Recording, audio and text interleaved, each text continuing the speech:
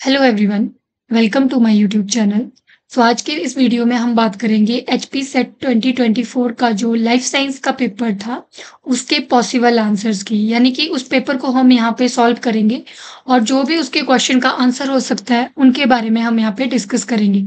अभी तक जो है एचपीपीएससी ने जो है वो आंसर की अपनी अपलोड नहीं की है, तो इसलिए हम जो भी हमारे अकॉर्डिंग पॉसिबिलिटी है वो आंसर जो है हम यहाँ पे देखेंगे। जिन्होंने भी एग्जाम दिया है एचपी सेट लाइफ साइंस का, वो इस वीडियो को देख सकते हैं और अपने मार्क्स जो है देख सकते हैं कि उन्होंने सही किया है या गलत किया है।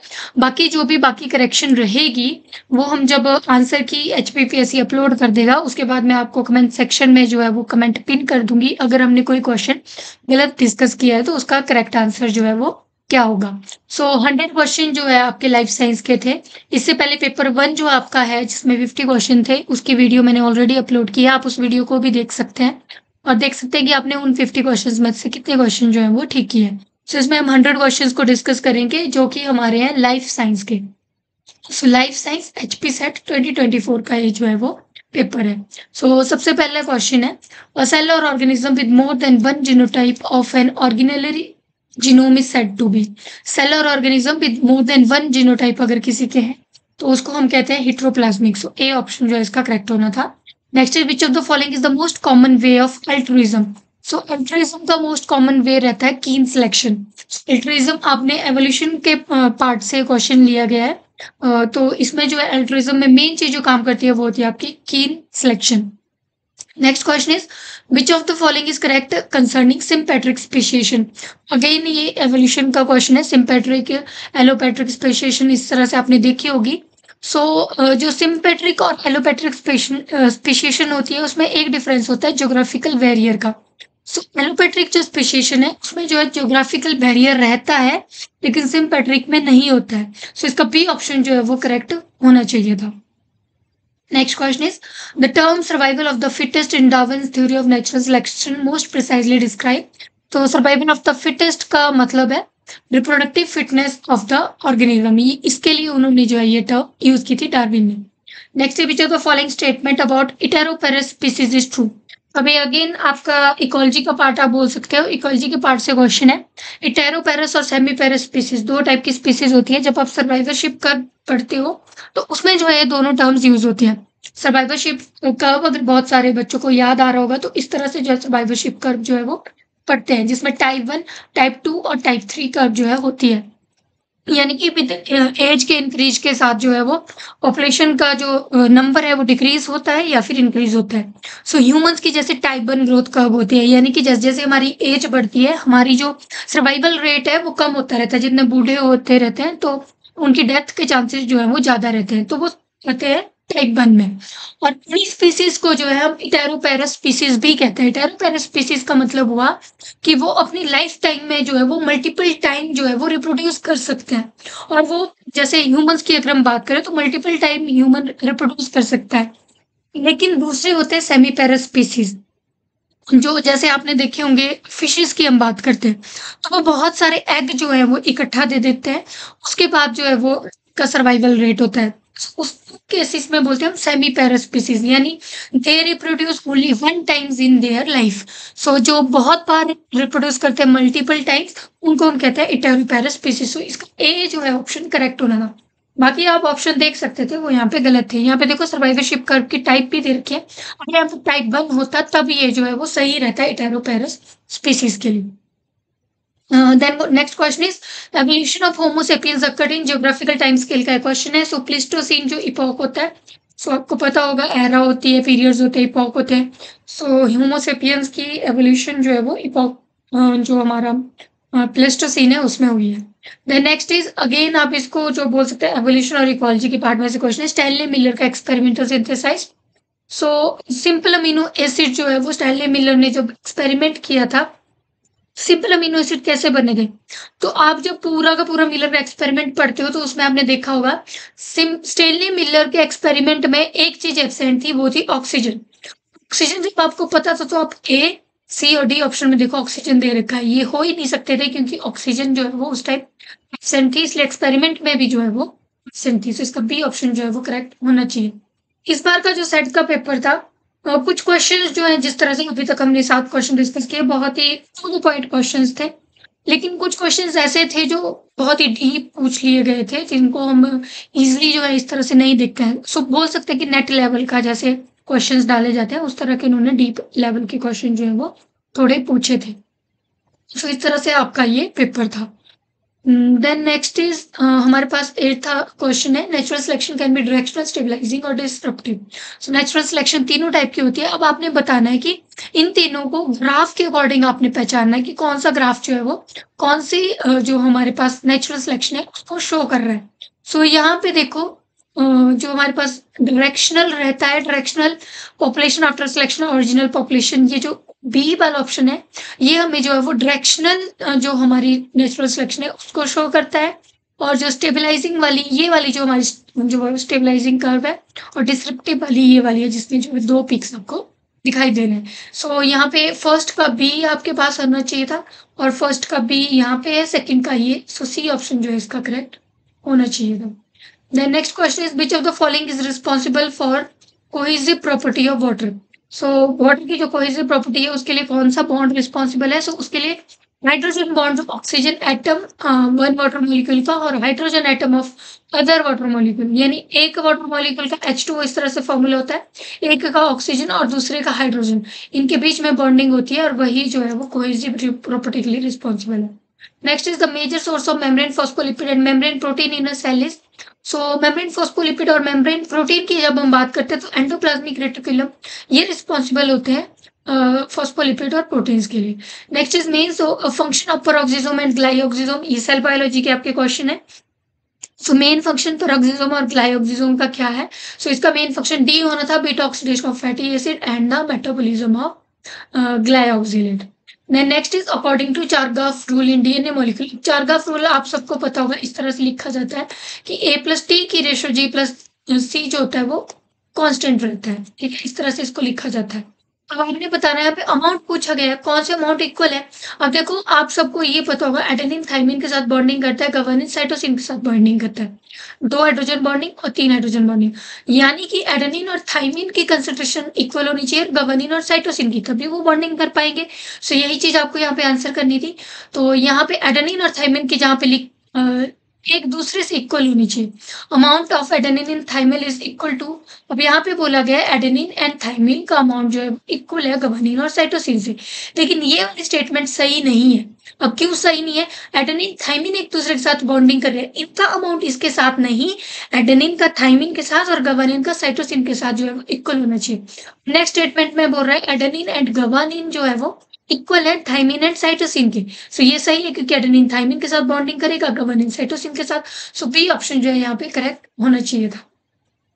नेक्स्ट क्वेश्चन आपके पास है question number 13 in angiosperm lateral root, बहुत ही कॉमन क्वेश्चन है। लेटरल रूट जो है वो पेरिसाइकिल से डेवलप होती है। Then next is for the development of different tissues in plant program cell death is essential for. So differentiated tissue की जो फॉर्मेशन हो रही होती है तो प्रोग्राम्ड सेल डेथ जो है वो कहाँ पर एसेंशियल होनी चाहिए। सो मेन जो मुझे यहाँ पे लग रहा है आंसर आपका ग्राउंड टिश्यू होना चाहिए, बाकी हम जब आंसर की आएगी तब देखेंगे। Next is the pollen ball protein responsible for the pollen recognition responses in the inter and intraspecific incompatibility reactions are derived from। So जो pollen ball protein जो है वो responsible है pollen recognition के लिए, वो कहाँ से derived होती है। तो मेन चीज अगर आपको पता होगा पोलन की जो बॉल होती है उसमें एक्साइन लेयर होती है। एक्साइन लेयर जो होती है वही रिस्पॉन्सिबल होती है मेनली ये जो इनकम्पेटिबिलिटी वाले रिएक्शंस होते हैं और इनकी फॉर्मेशन मेनली जो है वो टेपिटम से होती है, इसलिए इसका आंसर जो है वो बी होना चाहिए। नेक्स्ट है which of the following most stable form of DNA. Most stable form जो डीएनए की रहती है वो बी टाइप होती है, इसका ए आंसर जो है आपका होना चाहिए। Next is which of the following component is a characteristic feature of tRNA structure that enable it to recognize and bind to the appropriate amino acid during protein synthesis। So tRNA का ऐसा कौन C part है जो bind करने में help करता है appropriate amino acid के साथ। सो एंटीकोडोन लूप आपने सुना होगा, एंटीकोडोन लूप इस तरह से रहती है टीआरएनए में। सो वही जो है रिस्पॉन्सिबल होती है कि एग्जैक्ट जो करेक्ट अमीनो एसिड है उसके साथ बाइंडिंग करने में। Next is the mosquito Aedes इजिप्टी is not the vector of which of the following. Aedes इजिप्टी एक मॉस्किटो है, इनमें से किस वायरस को जो है वो स्प्रेड नहीं करता है।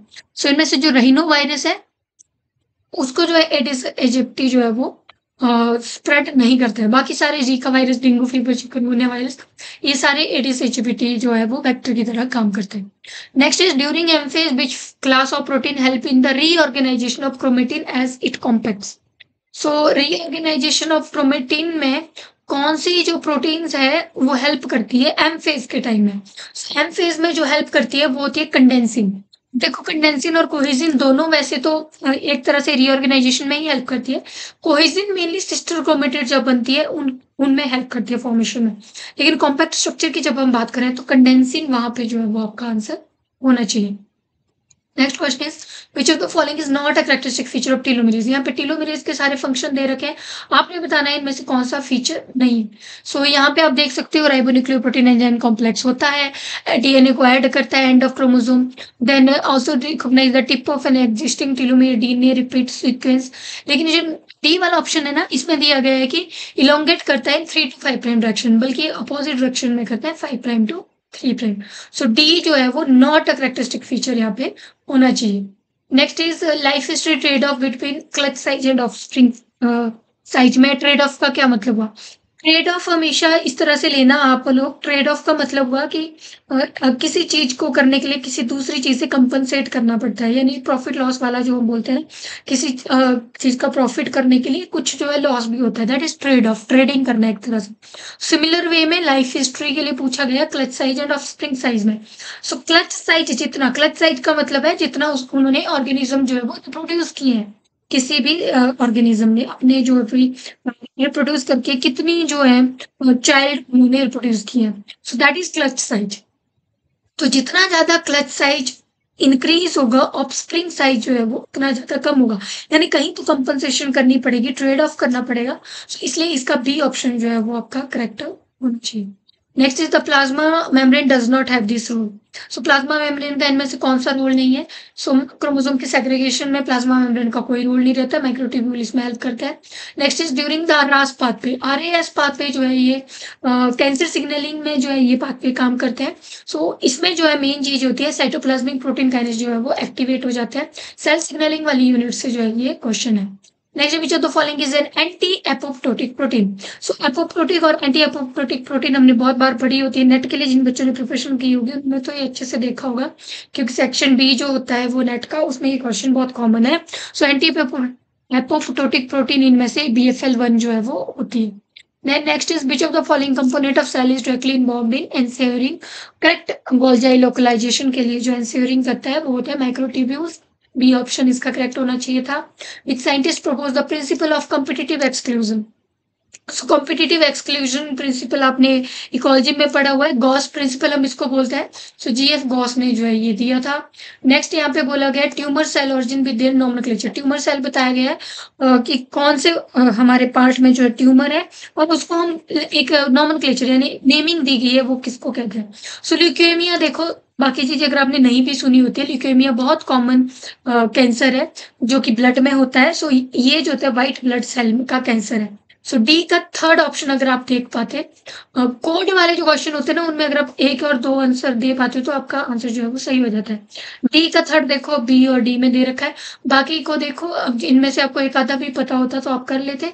मसल सेल जो होता है वो सार्कोमा होता है, जर्म सेल जो होता है वो टेरेटोकार्सिनोमा होता है, एपिथेलियल सेल को बोलते हैं कार्सिनोमा। सो डी ऑप्शन जो है इसका करेक्ट होना चाहिए। नेक्स्ट इज यहाँ पे सेल एंड टिश्यू दे रखे हैं, रिप्रोडक्शन में इनका क्या रोल है ये आपसे यहाँ पे पूछा गया है। सो जो भी चीज आपको पता होगी वो आप पहले आंसर देना, जैसे सेमनिफेरस ट्यूब्यूल है, साइट ऑफ स्पर्मेटोजेनेसिस रहती है, एपिडिडाइम में साइट ऑफ स्पर्म मैचुरेशन रहती है। कॉर्पस ल्यूटियम का काम होता है एस्ट्रोजन प्रोजेस्टेरोन, बहुत ही कॉमन है, हमें पता है कॉर्पस ल्यूटियम ओवरी के अंदर प्रेजेंट होती है। सो इसका काम एस्ट्रोजन और प्रोजेस्टेरोन को सिक्रेट करना है। सो फर्स्ट का बी, सेकंड का ए हो जाएगा यहाँ पे। सो थर्ड का डी और फोर्थ का सी, बी ऑप्शन यहाँ पे करेक्ट होना था। Next is why is Pichia pastoris ideal over Saccharomyces cerevisiae for DNA sequencing. तो यहाँ पे बोला गया ये बैक्टीरिया यूज किया जाता है सैक्रोमाइसिस सर्विसिया, उसके जगह पे जो पिस्चिया पेस्टोरिस है उसको क्यों यूज़ किया जाता है डीएनए सीक्वेंसिंग के लिए? सो इसका आंसर जो है बी होना था, because it allows for easy integration of foreign gene for protein expression. Next is what is the key characteristic of bimodal distribution? यहाँ पे बायोमॉडल डिस्ट्रीब्यूशन पूछा गया, तो बायोमॉडल डिस्ट्रीब्यूशन में इस तरह से जो है वो 2 पीक आपको देखने को मिलती है। सी ऑप्शन यहाँ पे करेक्ट होगा। Next, which method is commonly used for the estimation of basal metabolic rate in adult? So कौन सा मेथड जो है वो commonly used किया जाता है basal metabolic rate के लिए adult में? So हैरिस बेनेडिक्ट मेथड जो है वो यूज होता है। Next question is which of the following statement is true regarding the phenol chloroform extraction method? So ये जो phenol chloroform extraction method है, ये जो है आपका न्यूक्लिक एसिड की एक्सट्रैक्शन के लिए यूज किया जाता है। तो यहाँ पे फर्स्ट जो स्टेटमेंट है देखो, ये प्रोटीन प्यूरिफिकेशन के लिए नहीं होता है, यहीं पे इनकरेक्ट थी, हमसे ट्रू स्टेटमेंट पूछी गई थी। नेक्स्ट यहाँ पे एक्वस फेज बोला गया कंटेन डीएनए एंड आरएनए, लेकिन एक्वस फेज में मोस्टली आरएनए ही होता है। Next chloroform is the sole solvent, ये भी नहीं होता है, क्लोरोफॉर्म नहीं, यहाँ पे फिनोल भी यूज होता है और उसके अलावा और भी सॉल्वेंट जो है वो यूज होते हैं। सो डी ऑप्शन यहाँ पे जो है वो मोस्ट प्रोबेबली ट्रू होना चाहिए। Next is which of the following characteristics does not define a tropical savanna? So tropical savanna का यहाँ पे कौन सा कैरेक्टरिस्टिक नहीं है? सो जो ट्रॉपिकल सवाना होते हैं वहां पे रेनफॉल जो होती है आपकी मॉडरेट होती है, आप अबंडेंट रेनफॉल नहीं बोल सकते, मॉडरेट होती है, इसलिए ए ऑप्शन इसका करेक्ट होगा। Next is what is the primary assumption underlying the logistic model of population growth? Logistic model आप सबने पढ़ा होगा, लॉजिस्टिक मॉडल इस तरह से जो है वो चलता है, इसमें लिमिटेड रिसोर्सेज होते हैं, कैरिंग कैपेसिटी तक ही पॉपुलेशन जो है वो ग्रो करती है, इसलिए मेन अजम्पशन लिमिटेड रिसोर्सेज और कैरिंग कैपेसिटी रहती है। Next is synthesis of sucrose during photosynthesis. So sucrose की सिंथेसिस जो होती है वो साइटोसोल में होती है, हमेशा याद रखना, बहुत जगह क्वेश्चन पूछा जाता है सुक्रोज और स्टार्च की सिंथेसिस कहाँ पे होती है? स्टार्च की होती है आपकी क्लोरोप्लास्ट में और सुक्रोज की होती है आपकी साइटोसोल में। सो इसका साइटोसोल जो है वो आंसर होना चाहिए था। Next is under favourable condition plant increase the production of. Unfavourable condition यहाँ पे पूछी गई है। अनफेवरेबल कंडीशन जब पूछा गया है तो अनफेवरेबल कंडीशन में वही आपके जो हार्मोन इंक्रीज होंगे जो नेगेटिव इफेक्ट जो है वो प्लांट के अंदर डालते हैं, या फिर हम बोल सकते हैं कि स्ट्रेस वाली कंडीशन में जो वो मेनली रिलीज होते हैं। सो अंडर अनफेवरेबल कंडीशन जो है वो प्लांट किसकी प्रोडक्शन को इंक्रीज कर देगा? So that is abscisic acid और इथाइलिन की प्रोडक्शन जो है वो इंक्रीज हो जाएगी, क्योंकि एब्सिसिक एसिड जो है वो स्ट्रेस हार्मोन जो है वो रहता है। Next question is hormogonia are means of. ये क्वेश्चन किसी ने भी अगर मेरी प्रीवियस वीडियोस देखी होगी कॉलेज कैडर की बॉटनी की, तो उसमें आप ये क्वेश्चन देख पाओगे, सेम क्वेश्चन यही है और इसका आंसर आपके पास होना था हार्मोगोनिया मल्टीप्लिकेशन में हेल्प करती है साइनोबैक्टीरिया यानी कि ब्लू ग्रीन एल्गी में। तो मैंने पहले ही बोला था कि जब भी आप किसी एग्जाम की प्रिपरेशन कर रहे हो तो जो PYQ होते हैं, नो डाउट हम बोल सकते हैं कि सेट के रिपीटेटिव क्वेश्चन नहीं थे, लेकिन आपको एक आइडिया लगता है किस तरह का पेपर पैटर्न है। पेपर 1 जो है वो तो सिमिलर वे में था और मैंने बोला भी था कि यूजीसी नेट का पेपर पैटर्न रहता है, उस तरह के क्वेश्चन आते हैं। और जो पेपर 2 है आपका लाइफ साइंस का, नो डाउट पिछले पेपर से बहुत डिफरेंट है, लेकिन अगर आपने प्रीवियस पेपर्स किए होते, आपको आइडिया लगता कौन सी यूनिट पे मेन फोकस रखना है, जिसकी मॉलिक्यूलर और सेल के बायो की जो यूनिट है वो एक अच्छा खासा जो क्वेश्चंस बनाती हैं और वो इस पेपर में भी बनाए हैं। और ये कुछ क्वेश्चन जो है वो कैडर के हैं, आगे भी मैं आपको बताती हूँ, कुछ क्वेश्चन तो आपको एग्जैक्ट आपको देखने को मिल जाएंगे। अगर आपने बॉटनी जूलॉजी दोनों का क्वेश्चन पेपर देखा है तो आपको पता होगा कि किस तरह से ये क्वेश्चन है। Next question is two plants can be conclusively said to belong to same species. अब 2 प्लांट जो है सेम स्पीसीज को तभी बिलोंग करते हैं, स्पीसीज की किसी को अगर डेफिनेशन पता होती है, सो डेफिनेशन हम इसी तरह से लिखते हैं कि species are those who can interbreed with each other. So जो इंटरब्रेड कर पाते हैं, सो इसलिए इसका सी ऑप्शन होना चाहिए था कि जो रिप्रोड्यूस कर सकते हैं freely with each other and form the seeds. Next is lysogenic cycle. Bacteria में 2 तरह के साइकिल होते हैं, लाइटिक साइकिल और लाइसोजेनिक साइकिल। सो लाइटिक साइकिल लाइसिस करता है और लाइसोजेनिक साइकिल जो है आपका प्रोफेज की फॉर्मेशन करता है। सो बी आंसर इसका होना चाहिए था, ultimate formation of prophase. Next आपको यहाँ पे क्रॉप दी गई है, डिजीज रेजिस्टेंस वेराइटी आपको बतानी है। जैसे कि मैंने बोला जो कोड वाले मैच द फॉलोइंग वाले क्वेश्चन होते हैं, उनमें अगर 2 भी आपको पता है ना तो आप इजिली जो है इसका आंसर दे सकते हो। वीट की जो most common disease resistance variety है वो हिमगिरी होती है और ब्रासिका की होती है पूसा सॉर्निंग। सो यहाँ से आप इसका आंसर कर सकते थे, फर्स्ट का सी होगा, सेकेंड का ए होगा, काउपी का यहाँ पे जो है आपके पास होगा डी यानी पूसा कोमल, और कॉलीफ्लावर का होगा स्नोबॉल K1। सो यहाँ पे कॉलीफ्लावर के तो नाम से भी आप लगा सकते थे, स्नोबॉल इसी को कहते हैं। सो यहाँ पे इसका आंसर हो जाना था C. Next is cladistic deal with, cladistic आपने पढ़ा होता है, एवोल्यूशन में हम लोग पढ़ते हैं। Classification of plant using derived characteristic the feature that has evolve from an ancestral character group. एक एंसेस्टर से जब आगे को इस तरह से फॉर्म होते हैं तो उसको क्लैडिस्टिक जो है वो हम कहते हैं। Next is read the following statement and choose the correct answer. Statement दे रखी है, कौन सी करेक्ट है ये बताना है। The main cause of decrease of carbonate concentration in the ocean is absorption of carbon dioxide by ocean. तो यहाँ पे ये वैसे ही गलत हो जाता है, अगर decrease in concentration of carbon इस कार्बन डाइऑक्साइड की एब्जॉर्प्शन, ऐसा नहीं हो सकता। कार्बन डाइऑक्साइड की एब्जॉर्प्शन होगी तो कार्बोनेट की कंसंट्रेशन तो वैसे भी इंक्रीज होगी। तो ये स्टेटमेंट 1 इनकरेक्ट है। स्टेटमेंट 2 है CO2 dissolve in sea water react with water to form carbonic acid. ठीक है, CO2 डिजॉल्व करके वैसे भी बाइकार्बोनेट आयन बनाता है। बाइकार्बोनेट आयन अगर आपका वाटर के साथ रिएक्ट कर रहा है तो वो वैसे ही आपका कार्बोनिक एसिड बनाएगा। कार्बोनिक एसिड जब बन रहा है, एसिड जो होता है वो पीएच को हमेशा लो करता है। सेकेंड स्टेटमेंट करेक्ट रहेगी, फर्स्ट जो है वो इनकरेक्ट हो जाएगी। Next is which is said to be maximum contribution towards the loss of biodiversity. देखो, लॉस ऑफ बायोडाइवर्सिटी के बहुत ही कॉमन इविल क्वाड्रेट रहते हैं। इविल क्वाड्रेट हम इनको बोलते हैं। चार जो होते हैं मेन रिस्पॉन्सिबल होते हैं कैरेक्टर्स बायोडाइवर्सिटी के लॉस के लिए। उनमें से सबसे कॉमन होता है हैबिटेट की डिस्ट्रक्शन। सो हैबिटेट की फ्रेगमेंटेशन, इसका जो है वो आपके पास आंसर हो जाना चाहिए था डी। इकोलॉजी के क्वेश्चन है।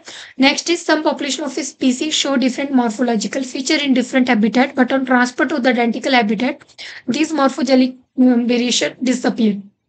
सो क्वेश्चंस आपने देखे होंगे तो इकेड, इकोफिन, ये चीजें जो है वो बहुत कॉमन रहती है। इकोटोन आपको पता ही है। अब अगर आपको ये स्टेटमेंट समझ भी नहीं आ रही थी तब भी आप इन चार ऑप्शंस को देख के इनकी डेफिनेशन बता सकते थे।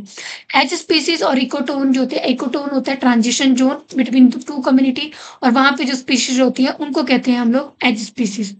ठीक है, तो यहाँ पे बोला गया कुछ स्पीशीज जो होती है डिफरेंट मॉर्फोलॉजिकल फीचर शो करती है डिफरेंट हैबिटेट के अंदर।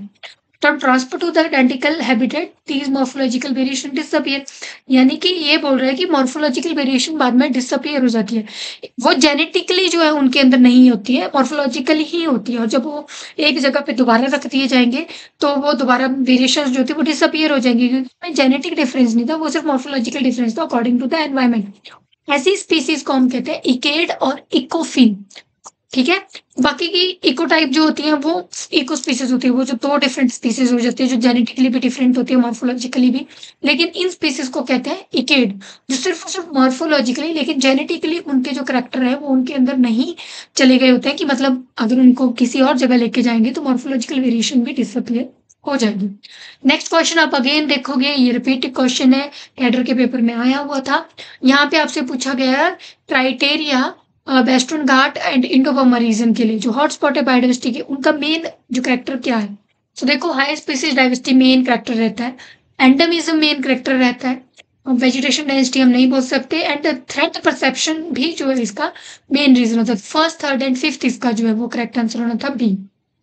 Next is gene flow describe the movement of allele between, ये भी रिपीट क्वेश्चन है, कैडर का पेपर आप उठा के देख लेना। तो यहाँ पे जो जीन फ्लो डिस्क्राइब करता है movement of allele between, population के बीच में जीन फ्लो जो है वो मूवमेंट ऑफ एलील को शो करता है। आपने हार्डी-विनबर्ग लॉ पढ़ा होगा, वहां पे अगर डेफिनेशन आपको पता होती तो आप एग्जैक्ट इसका आंसर जो है वो दे सकते थे। The next is genome evolved by rearranging the existing sequence due to some processes internal to the genome. Two major cause of rearrangement can be, statement दी हुई है, दोनों स्टेटमेंट सही है या गलत है ये आपको बताना है। Equal recombination result from mispairing of cellular system for homologous recombination, and statement 2 transposon causes variations. मेरे अकॉर्डिंग जितना मुझे अभी लग रहा है स्टेटमेंट 2 जो है वो करेक्ट होनी चाहिए और स्टेटमेंट 1 इनकरेक्ट होनी चाहिए। डी ऑप्शन इसका होना चाहिए, बाकी हम देखेंगे जब आंसर की आपके पास आएगी। नेक्स्ट क्वेश्चन यहाँ पे बोला गया है, आपके पास प्लांट का नाम दिया गया है, अपनी साइंटिफिक नेम यहाँ पे बताना है। बहुत ही इजी क्वेश्चन था। रेस्पाइन आप सबको पता है, रॉवल्फिया सर्पेंटिना होता है। रबर आपको पता होता है, हीविया। इसमें से दो भी अगर आपको पता होता है आप इजीली आंसर दे सकते थे। इससे कौन सी चीज मिलती है ये यहाँ पे पूछी गई है। बास्ट फाइबर्स मिलता है क्रोटोलेरिया जिंसिया से, और क्लोव आपका जो है वो सीजिकम एरोमेटिकम को हम जो है वो कहते हैं। सो डी ऑप्शन यहाँ पे जो है वो करेक्ट होना चाहिए था, सारी चीजें मिला के। नेक्स्ट क्वेश्चन यहाँ पे दो असर्शन रीजन दे रखे हैं, आपको बताना है कि असर्शन रीजन की करेक्ट एक्सप्लेनेशन है या नहीं है। इस तरह से दोनों चीजें हैं। सो अगर आप असर्शन और रीज़न इन दोनों को पढ़ोगे तो जितना मुझे लग रहा है ये दोनों जो है वो करेक्ट है और असर्शन जो है यहाँ पे जो दे रखी है, रीज़न जो दे रखा है वो करेक्ट एक्सप्लेनेशन है असर्शन का। Next is polyploidy can be achieved by preventing the segregation of chromosomes. This can be achieved by using. So polyploidy main जो इसको फॉर्म करता है वो कॉल्चिसिन होता है that can वो प्रिवेंट करता है segregation of chromosome. polyploidy वहाँ पे फॉर्म करता है। Next is yeast has the power to convert sugar solution into alcohol. So sugar को alcohol में convert करता है yeast और जो एंजाइम सीक्रेट करता है वो होता है zymes. नेक्स्ट क्वेश्चन यहाँ पे क्वाड्रेट मेथड है इकोलॉजी जब आप पढ़ते हो ग्रेजुएशन में तो उसमें से इकोलॉजी की यूनिट्स जब आप पढ़ते हो उसमें मेथड दिया हुआ है मेनली। सो आपको यहाँ पे बताना था कौन सा मेथड जो है वो किस तरह से इंफॉर्मेशन देता है। सो यहाँ पे क्वाड्रेट जो मेथड है वो आपके पास frequency density vessel couple vessel area सब कुछ देता है। देन इसलिए यहाँ पे फर्स्ट का जो है बी ऑप्शन होना चाहिए था और फर्स्ट का बी सिर्फ और सिर्फ बी में है। सो इसलिए मोस्ट प्रोबेबली इसका बी ऑप्शन जो है वो करेक्ट रहेगा। देन लाइन ट्रांजेक्ट है, line transect cover of low vegetation. Then point frame है, यहाँ पे पॉइंट फ्रेम का सॉरी यहाँ पे सेकंड का जो है वो सी होना चाहिए। Change along gradient environment gradient cover point frame का cover of low vegetation bisect का for scale drawing of vegetation. So B option यहाँ पे करेक्ट होना चाहिए। Next is again question repeat है, आपने पेपर देखा होगा या वीडियो ही देखी होगी मेरी जो मैंने अपलोड की हुई है तो आपको आइडिया होगा। सेम एग्जैक्ट क्वेश्चन है। अब देखो टॉलिडिन ब्लू जो होती है वो आपकी यूज होती है आरएनए के लिए। लैक्टोफिनोल जो है वो फंगल हाइपे के लिए यूज होता है। कोमेसी ब्रिलियंट ब्लू ये प्रोटीन के लिए होता है स्टेनिंग और ऑस्मियम टेट्राऑक्साइड जो होती है वो फैट के लिए जो है आपकी स्टेनिंग करता है। सो इसलिए सी ऑप्शन जो है वो इसका आपके पास जो है वो करेक्ट होना चाहिए। नेक्स्ट आपके पास क्वेश्चन है लिस्ट 1 और लिस्ट 2 को मिलाओ। ये भी रिपीट क्वेश्चन है, कैटर का ही क्वेश्चन था एंड सेम एग्जैक्ट क्वेश्चन है। यहाँ पे ईस्ट टू हाइब्रिड सिस्टम होता है प्रोटीन प्रोटीन इंट्रैक्शन के लिए, इलेक्ट्रोफिलिक होता है in vitro protein DNA interaction के लिए, एफटीआई और फंक्शनल ग्रुप डिटर्मिनेशन के लिए, न्यूक्लियर मैग्नेटिक रेजोनेंस होता है प्रोटीन स्ट्रक्चर डिटर्मिनेशन के लिए। देखो कितने क्वेश्चन 5-6 क्वेश्चन तो मैं बता चुकी हूँ जो रिपीट में आए थे कैडर से। सो इस तरह से आप देख सकते हो आगे भी फर्दर अगर आप कभी करते हो तो मतलब एक तरह से इस तरह से नहीं बोल सकते कि एग्जैक्ट रिपीट होते हैं, ये तो फिर भी एग्जैक्ट रिपीट क्वेश्चंस हैं। लेकिन बहुत सारे पेपर्स जब आप देखते हो तो आपको आइडिया लगता है क्वेश्चन किस तरह से जो है वो पूछे जाते हैं। सो कभी भी पीवाईक्यू जो है वो स्किप नहीं करने। नेक्स्ट क्वेश्चन आपके पास है which of the following best define phenology. Phenology किसको कहते हैं? सो बायोलॉजिकल लाइफ साइकिल और सीजनल इवेंट्स को जो है हम लोग फिनोलॉजी का नाम देते हैं। नेक्स्ट क्वेश्चन है what is the graft between different members of the different species. Different member species भी डिफरेंट है, उसको हम कहेंगे जीनोग्राफ्ट।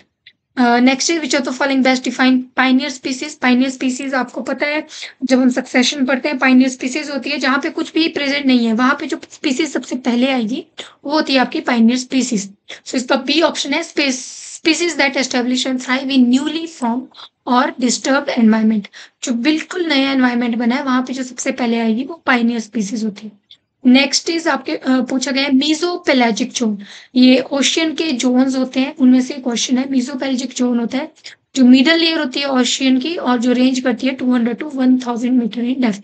डी ऑप्शन इसका करेक्ट होना चाहिए था। Next is glucose unit release in the first step of glycogen का जब ब्रेक डाउन होता है सो पहला जो यूनिट बनता है वो होता है glucose 1 phosphate. Next is in vasopressin at position 3 इनमें से कौन सा अमीनो एसिड प्रेजेंट होता है? बेसोप्रेशन में थर्ड पोजीशन पे होता है फिनाइल एलेनिन, ये ऑप्शन करेक्ट होगा। Next is formation of one molecule. ये बायोकेमिस्ट्री के क्वेश्चन आपके चल पड़े हैं अभी, देखो सारी यूनिट से क्वेश्चन पूछे गए थे और डिवाइड किए गए थे उसी तरह से। Formation of one molecule of glucose from pyruvate during gluconeogenesis के टाइम। एक मॉलिक्यूल ग्लूकोज का बन रहा है पायरुवेट से तो क्या चाहिए वहां पे? सो वहां पे चाहिए होते हैं 4 ATP 2 GTP and 2 NADH 1 molecule of glucose की from pyruvate. Next question is यहाँ पे करेक्ट आंसर आपको बताना है बायोसिंथेसिस रिलेटेड स्टेटमेंट से।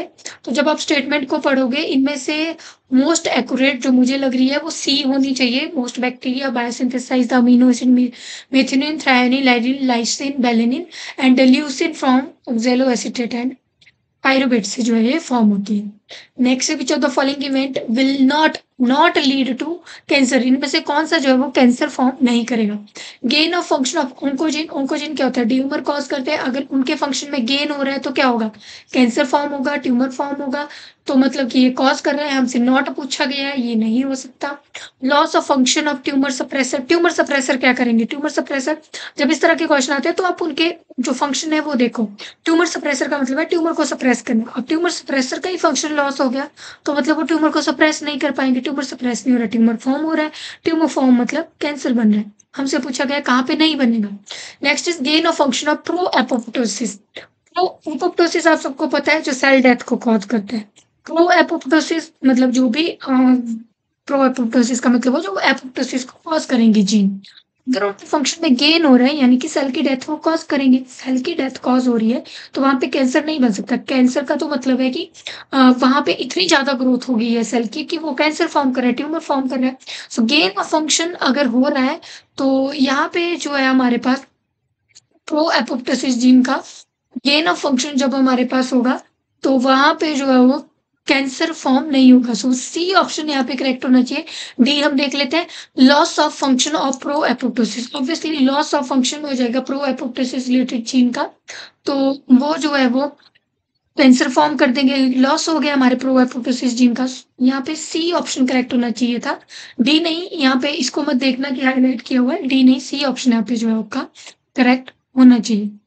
Next is which of the following describe the auditory route in proper order. Auditory route यानी ear में किस तरह से पार्ट प्रेजेंट है वो आपको बताना था। सबसे पहले एक्सटर्नल होता है, फिर डिम्पेनिंग मेम्ब्रेन होती है, ऑडिटर ऑसिकल होता है, ओवल विंडो होता है, कोक्लिया होता है, लास्ट में जो स्पाइरल ऑर्गन होता है। सो ए ऑप्शन इसका करेक्ट होगा। Next is a class of hormone produced by the adrenal gland that promote healthy metabolism to guarantee sufficient amounts of ATP are produced, resist stress and has anti-inflammatory properties. So adrenal gland कौन कौन से hormone produce करती है, androgen करती है, cortisol करती है, then उसके बाद आपके सेक्स हार्मोन्स जो रहते हैं उनको भी रिलीज करती है। सो यहाँ पे कौन सा जो एंटी इन्फ्लेमेटरी रेजिस्ट करता है स्ट्रेस को, कॉर्टिसोल, जिसको हम बोलते हैं ग्लूकोकॉर्टिकॉइड्स। ए ऑप्शन जो है यहाँ पे आपका करेक्ट होना चाहिए। नेक्स्ट क्वेश्चन आपके पास है, which of the following is not, not category पूछा गया फैट सॉल्युबल विटामिन की, इनमें से ए डी ई के जो होती है वो फैट सॉल्युबल होती है, तो इनमें से बी नहीं होती है, सो बी इसका आंसर हो जाएगा। Next is the connective tissue surrounding each axon, इसको हम कहते हैं एंडोन्यूरियम, ए ऑप्शन यहाँ पे करेक्ट होगा। Next which of the following है द फंक्शन ऑफ लीवर, यहाँ पे बताना है। सो बहुत सारे फंक्शन आपको आइडिया भी होगा, कार्बोहाइड्रेट लिपिड प्रोटीन मेटाबॉलिज्म होता है, न्यूक्लिक एसिड मेटाबॉलिज्म नहीं होता है, एक्सप्रेशन बिलिरुबिन की, सिंथेसिस बाइल एसिड की, activation of amino, vitamin D. So second को छोड़ करके सारे होने चाहिए, फर्स्ट थर्ड फोर्थ फिफ्थ, सो सी ऑप्शन जो यहाँ पे करेक्ट हो जाएगा। Next is the initial dorsal ventral axis, अब आपके जो है वो क्वेश्चन स्टार्ट हो रहे हैं डेवलपमेंटल बायोलॉजी से। इनिशियल डॉर्सल वेंट्रल एक्सिस जो है amphibian embryo that is determined by the, जहां पे स्पर्म की एंट्री होती है वहां से जो है इसको डिटरमाइन कर सकते हैं। Next which of the following does not control, not control बोला गया anterior posterior axis in fruit flies, fruit flies मतलब कि ड्रोसोफिला में जो है वो कौन से जीन जो है वो कंट्रोल नहीं करते हैं एंटीरियर पोस्टीरियर एक्सिस को। सो एग जीन का जो है कोई रोल नहीं होता है एक्सिस में, सो डी ऑप्शन इसका होगा। Next is the process by which developing cell achieve their functional maturity as liver और मसल सेल और नर्व सेल, यानी कि जब मैच्योर हो जाते हैं सेल और उनको एक पर्टिकुलर काम जो है वो असाइन कर दिया जाता है, उस प्रोसेस को क्या कहते हैं, उसको कहते हैं हम differentiation. Next is the first phase in the sexual reproduction, first phase sexual reproduction जब भी होती है तो मियोसिस होती है, मियोसिस का मतलब है गैमेट की फॉर्मेशन, सो गैमेटोजेनेसिस यहाँ पे आंसर होना चाहिए। Next is receptor of epinephrine का रिसेप्टर रहता है G protein coupled receptor, C option रहेगा, सेल सिग्नलिंग का पार्ट है।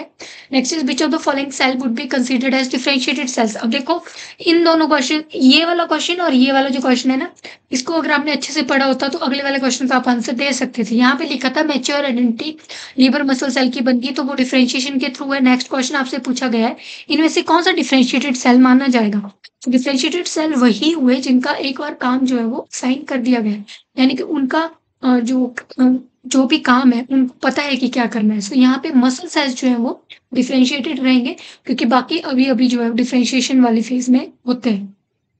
जैसे स्टेम सेल कंटिन्यूसली डिवाइड कर रहा है, ब्लास्टोमेरा डिवाइड कर रहा है, स्टेमेन ऑर्गेनाइजर डिवाइड कर रहा है, सो वो डिफरेंशिएशन वाले फेज में डिफरेंशिएटेड नहीं हो गए। सो मसल सेल इसका आंसर रहेगा। Next is the portion of the Drosophila body plan that will produce the wing. Wing produce करता है आपका टेल्सन, टेल्सन रहेगा, ए ऑप्शन करेक्ट होगा। In Ramachandran plot the value of dihedral angle, psi वाले की पूछी गई है। फाई और साई दो एंगल होते हैं, साई की पूछी गई है। जो रामाचंद्रन प्लॉट में जो वैल्यू होगी डायहेड्रल एंगल की, वो किस रोटेशन पे बेस करेगी? सो वो सी अल्फा और सी वाली जो रोटेशन होती है उसके ऊपर डिपेंड करती है, तो ए आंसर हो जाएगा। नेक्स्ट आपके पास जो है वो एंजाइम का रोल पूछा गया है। ये भी बहुत कॉमन क्वेश्चन है, इवन सेट के प्रीवियस पेपर्स में भी बहुत जगह पूछा गया है। सो यहाँ पे अगर आपको एक भी पॉलीमरेज का पता होता तो आप बता सकते थे। अब देखो पॉलीमरेज वन का जो आपके पास काम रहता है, और वन का काम होता है राइबोसोमल आरएनए जीन्स को यूज करता है। आरएनए पॉलीमरेज 3 का काम रहता है टीआरएनए और 5s आरएनए। ये दोनों भी आपको पता होते तो आप आंसर दे सकते थे। फर्स्ट का सी हो जाएगा और थर्ड का ए हो जाएगा, सेकंड का बी आ जाएगा। Next is which of the following is considered to fibrous protein. यहाँ कैरेटिन जो है वो फाइब्रस प्रोटीन है। नेक्स्ट इज डीएनए सिंथेसिस की क्या जो है वो डायरेक्शन रहती है, तो 5 प्राइम टू 3 प्राइम जो है फॉर्म होता है। Next is during translation which component catalyse the formation of peptide bond between amino acid.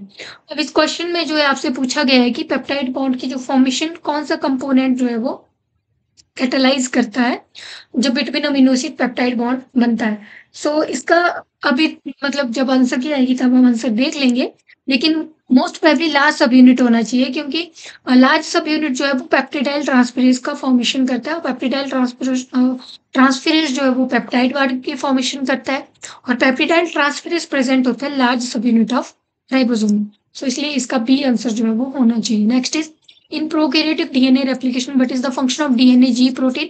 So DNA G protein primase की activity करता है। Next is what is the significance of sliding clamp in DNA replication? So DNA replication में sliding clamp का क्या significance है? So इनमें से क्या significance होगा sliding clamp का DNA replication में? So main जो sliding clamp का significance रहता है वो होता है enhance करना processivity of DNA polymerase। Next is during splicing what is the role of small nuclear ribonucleoprotein. So जो एसएनआरएनपी होते हैं इनका मेन रोल रहता है form the spliceosome and facilitate intron की रिमूवल। सी ऑप्शन इसका करेक्ट होना चाहिए था। नेक्स्ट क्वेश्चन अगेन आपका डेप बायो में से है। एक दो भी अगर आपको पता होते कि इनकी डेफिनेशन क्या है तो आप आंसर दे सकते थे। मॉरूला आप सबको पता होता है कि एक सॉलिड स्फेयर होता है, मलबेरी की तरह बनता है। So solid sphere of cell होगा। ब्लास्टोमेयर्स ट्रोफोब्लास्ट आपको पता है आउटर कवरिंग होती है। देन उसके बाद हमारे पास ब्लास्टोमेयर्स जो होता है, ब्लास्टोसिस्ट जो होता है फ्लूइड फिल्ड होता है। फोर्थ का आपके पास बी, और ब्लास्टोमेयर जो होता है सेल प्रोड्यूस्ड बाय क्लीवेज होनी चाहिए। सो ए ऑप्शन जो है इसका करेक्ट हो जाएगा। Next question is what is the specific inducer molecule that bind to the lac repressor and leads to its inactivation in the lac operon? जो inactivation को lead करेगा वो एलोलैक्टेज जब बाइंड हो जाएगा lac repressor के साथ, सो वो inactivation कर देता है lac operon की। Next is in the context of transgenic animal, what is the purpose of creating a knockout mouse?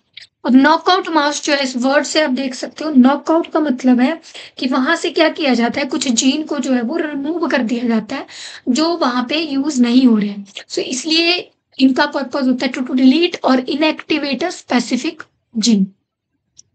Next is what type of vaccine involves use of weekend form of pathogen. So weak form of pathogen अगर लगाई जाए तो उसको हम कहते हैं live attenuated vaccine, क्योंकि उसके अंदर जो है वो लाइव होता है पैथोजन लेकिन वीक होता है, ताकि वो एक इम्यून रिस्पॉन्स प्रोड्यूस करे हमारी बॉडी में, और जब फर्दर उस पैथोजन का अटैक हो तो हमारी बॉडी जो है उसके अगेंस्ट एंटीबॉडीज बना चुकी है। Next which of the following disease show recessive pattern. Recessive pattern में कुछ ही डिजीज होती है, सिकल सेल एनीमिया जिसको कहते हैं, सिस्टिक फाइब्रोसिस होती है। सो रिसेसिव पैटर्न यही डिजीज शो करती है। अब आप यहाँ पे ऑप्शन देखते हैं, Huntington mainly dominant pattern show करता है। सी ऑप्शन जो है इसका करेक्ट होना चाहिए। Next question is what is the maximum frequency of recombination that can occur between two gene. So recombination की मैक्सिमम फ्रीक्वेंसी हमेशा 50% रहती है, 50% से ज्यादा नहीं हो सकती है। सो ए ऑप्शन इसका करेक्ट होगा। Next is how many Barr bodies will be present in female with triple X. Triple X दे रखा है, देखो बार बॉडीज हमेशा इस तरह से देखते हैं, जितने भी एक्स हैं उनमें से एक एक्स को माइनस कर दो, बाकी जो बचे वो बार बॉडीज को इंडिकेट करते हैं नंबर को। सो 3 है यहाँ पे एक्स, एक को निकाल दो, 2 जो है यहाँ पे बार बॉडीज रहेंगी। Next is hybrid डिस्जेनेसिस in Drosophila occurring which of the following crosses. अभी क्रॉसेस वाले क्वेश्चंस आपके पास आ रहे हैं, यानी जेनेटिक्स वाला जो आपका पार्ट है। सो यहाँ पे हाइब्रिड डिसजेनेसिस जो होता है वो कब अकर होता है, जहाँ पे पी मेल हो और एम फीमेल हो, यानी कि इसके पास पी प्रोटीन हो और एम फीमेल हो। Next which of the following represent cell coiling pattern in snake. Snake का जो सेल कॉइलिंग का पैटर्न है वो किसका एग्जाम्पल है? That is the example of maternal inheritance. जैसे क्लोरोप्लास्ट इनहेरिटेंस का रहता है आपका मोज़ेक पैटर्न जो रहता है मेज का मेनली वो होता है। सो मैटरनल इनहेरिटेंस का रहता है शेल कॉइलिंग जो होती है वो। Next is what is the term for two or more genes that collectively influence a single polygenic inheritance का मतलब है कि वो एक ही जो है वो बट टू और मोर जीन जो है वो एक पॉलीजेनिक ट्रेट को रिस्पॉन्स कर रहे हैं। सो उसके लिए टर्म जो हम लोग यूज करेंगे वो होती है QTL। सो QTL जो होता है that is quantitative trait loci, और क्वांटिटेटिव ट्रेट लोकाई जो होता है वो जेनेटिक रीजन होता है जो इन्फ्लुएंस करता है phenotypic variation of a complex trait, यानी फिनोटिपिक कॉम्प्लेक्स से शो करता है। सो इसलिए इसका सी ऑप्शन जो है यहाँ पे करेक्ट होना चाहिए। Next is a person with blood group B can safely donate blood to which of the following blood group. So B वाला जो है उन्हीं को डोनेट कर सकता है जहाँ पे बी है, बी या फिर ए बी है। सो यहाँ पे डी ऑप्शन हो जाएगा। Next is match the item column A with the most appropriate item in column B. So ये अगेन इकोलॉजी का ही आप क्वेश्चन आप इसको मान सकते हो। उसी का एक क्वेश्चन है कि माइक्रो क्लाइमेट फैक्टर क्या माइक्रो क्लाइमेट इन्फ्लुएंस जो है ये कॉज करते हैं। सो सबसे पहले आपके पास आता है लेटीट्यूड। लेटीट्यूड जो होता है हमारे पास हाइट को हम लोग बोलते हैं। सो लेटीट्यूड जो होता है वो अल्टर करता है टेम्परेचर को due to heat absorption and release. अब इनमें से अगर आपको एक भी पता होती है, जैसे टोपोग्राफी सबको पता होती है दैट जो टोपोग्राफी होती है, टोपोग्राफी आपके पास होता है physical characteristic of an area, specially जैसे माउंटेन की पोजीशन क्या है, रिवर्स की पोजीशन क्या है। सो टोपोग्राफी मेनली इफेक्ट करती है लोकल विंड पैटर्न और प्रेसिपिटेशन को। अगर आपको ये भी पता होता तो शायद आप इसका आंसर दे पाते। सेकंड का बी ऑप्शन सिर्फ एक ही में दे रखा है और बाकी जो इफेक्ट डाल रहे हैं वो आप यहाँ पे देख सकते हो। थर्ड यहाँ पे इसका अर्बनाइजेशन का हो जाएगा, इन्फ्लुएंस टेम्परेचर एंड सनलाइट के एक्सपोजर को इन्फ्लुएंस करेगा। अर्बनाइजेशन का मतलब है बहुत सारे लोग वहां पे रह रहे हैं, बिल्डिंग्स वहां पे बन रही है, तो that influence the temperature and sunlight exposure. Water body यहाँ पे मॉडरेट टेम्परेचर, तो मैरी टाइम इन्फ्लुएंस जो होती है वो जो इफेक्ट होता है वाटर पे वो रहता है। सो इसलिए इसका फोर्थ का डी हो जाएगा। ये आपके पास आंसर होना चाहिए ए, यहाँ पे जो आंसर आ जाएगा। Next which of the following is not an example of Australian marsupial. इनमें से जो है लेम्यूर्स जो है वो ऑस्ट्रेलियन मार्सुपियल का एग्जांपल नहीं है, बाकी है। Next is which of the following protozoan cause African sleeping sickness cause करता है? Trypanosoma Brucie. ट्रिपेनोसोमा करता है और इसकी स्पीशीज होती है Brucie. Next is the phylum in which animals are bilaterally symmetrical in the larval stage and radially symmetrical in the adult stage। जिसके अंदर bilateral symmetrical होता है larval stage में, radial symmetrical होता है adult stage में। वो कौन सा phylum होता है? So Echinodermata phylum जो है वो रहता है। Next is the following statement are the general characteristic of Aves. Aves यानी बर्ड्स के यहाँ पे कैरेक्टरिस्टिक बताए हैं, आपने बताना है कौन सा करेक्ट नहीं है। सो इसमें से अगर आप इन ऑप्शंस को अच्छे से देखते हैं, ए ऑप्शन जो है एपिडर्मल एंड हॉर्नी एक्सोस्केलेटन, वो मेनली जो है वो रेप्टाइल्स में देखा जाता है, वर्ड्स में नहीं। ए ऑप्शन यहाँ पे होना चाहिए था। नेक्स्ट आपके पास क्वेश्चन है which of the following small ji protein is involve in nuclear transport and targeting में जो इन्वॉल्व होती है जी प्रोटीन वो होती है RAN। डी ऑप्शन इसका जो है वो करेक्ट होना चाहिए था। सो आपके 100 क्वेश्चन हैं जो लाइफ साइंसेज के आपके सेट 2024 में जो है वो पूछे गए थे। मोस्ट ऑफ द क्वेश्चन, कुछ क्वेश्चन तो बहुत ही टू द पॉइंट है, कुछ थोड़े डिफिकल्ट भी हम मान सकते हैं, कुछ रिपीट भी है और कुछ क्वेश्चन ऐसे हैं जिनका मतलब बहुत ही ज्यादा डीप जो है वो पूछे गए थे। सो इस तरह का आपका पेपर पैटर्न था। बाकी कोई भी क्वेरी आपकी रहती है कमेंट सेक्शन में कमेंट कर देना। बहुत सारे बच्चे पूछ रहे थे कि कितना जो है वो कट ऑफ जा सकती है। सो उसके लिए मैं एक वीडियो लेके आऊंगी, पॉसिबल कट ऑफ क्या हो सकती है आपकी। सो आप चैनल को सब्सक्राइब कर सकते हैं ताकि आपको अपडेट जो है वो मिलती रहे। बाकी किसी क्वेश्चन का आपको लग रहा है कि क्वेश्चन का आंसर ये होना चाहिए था, मैंने गलत आंसर बताया है, तो आप कमेंट सेक्शन में जो है वो कमेंट कर सकते हैं ताकि बाकी लोगों को भी लगे, बाकी लोग भी उसके ऊपर सोचें कि इस तरह के इसका क्वेश्चन का आंसर जो है एग्जैक्टली क्या होना चाहिए। फिर जब आंसर की आएगी तो उस टाइम जो है मैं कमेंट सेक्शन में कमेंट कर दूंगी, जो भी क्वेश्चन हमने जो है वो गलत डिस्कस किए होंगे उनका मैं आंसर जो है आपको बता दूंगी। होप सो ये वीडियो आपके लिए हेल्पफुल रहेगी, आप बाकी लोगों के साथ भी शेयर कर सकते हैं। Thank you so much.